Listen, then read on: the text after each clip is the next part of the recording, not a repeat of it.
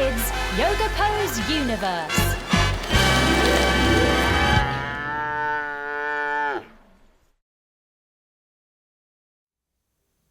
Bicycle pose.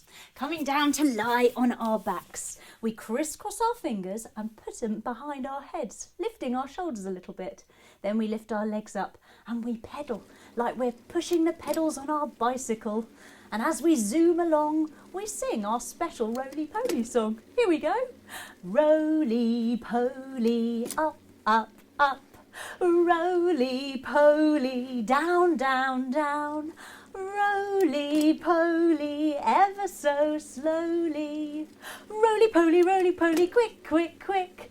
Now, bicycle pose is very good for strengthening our core and the muscles in our sides, which are called obliques. And every time we push our pedals, we're stretching the backs of our legs. And that's where our hamstrings live. Oh, hi guys.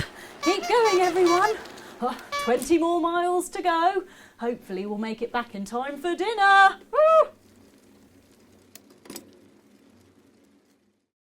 Bicycle pose.